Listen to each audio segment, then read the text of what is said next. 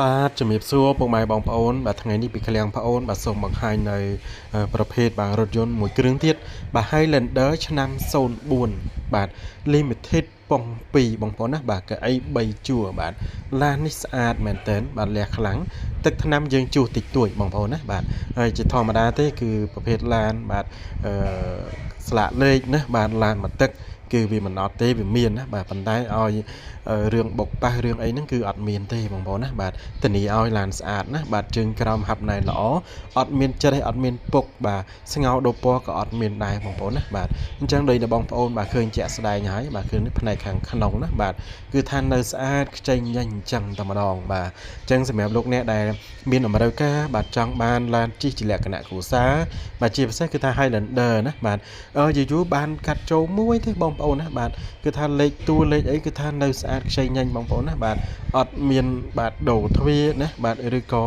បាទជន់លេខតួថ្មីអីគឺអត់មានទេណាបាទអញ្ចឹងសម្រាប់មួយគ្រឿងនេះគឺថាស្អាតណាស់បាទហើយតម្លៃក៏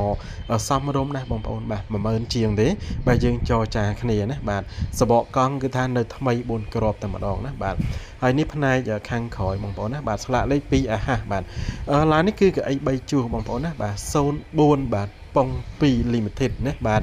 full ពេញតែម្ដងណាបាទចឹងសម្រាប់លោកអ្នកដែលបាទតម្រូវការបាទចង់បាន Highlander ហើយសម្រាប់លោកអ្នកដែលមានសមាជិកគ្រួសារច្រើនណាបាទ4 5 6នាក់ទៅបាទជិះតែពពួកនេះទៅគឺថាវាល្មមហើយណាបាទអានេះកន្លែងដាក់ដបទឹកនៃកន្លែងសេរីម៉ាស៊ីនត្រជាក់បងប្អូនណាបាទចង់ចេញតិចចេញច្រើនអីយើងអាចសេរីខ្លួនឯងបានណាបាទអញ្ចឹងពួក04នេះគឺវា option វាគឺបាទរៀង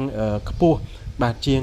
0102ណាបាទហើយក៏អី3ជួរទៀតដាក់បានគ្នាច្រើនបងប្អូនណាបាទអញ្ចឹងសម្រាប់លោកអ្នកដែលត្រូវការបាទអាចអញ្ជើញមកមើលមកនៅឃ្លាំងប្អូនណាបាទមានច្រើនគ្រឿងដែរប៉ុន្តែ04នេះគឺវាមានតែមួយនឹងទេណាបាទអញ្ចឹងតម្រូវការចង់បាន Highlander បាទយកទៅជិះបងប្អូនណាបាទហាប់ណែនល្អណាបងប្អូនបាទពួកប៉ុង2 Limited នេះណាបាទធានាឲ្យហើយអត់សូវស៊ីសាំងទេណាបាទអញ្ចឹងចាប់អារម្មណ៍អាចអញ្ជើញមកមើលមកបាទទិញដាច់វាយដូរបងរំលោះណាបាទគឺយើងមានគ្រប់សេវាកម្មទាំងអស់ណាបាទ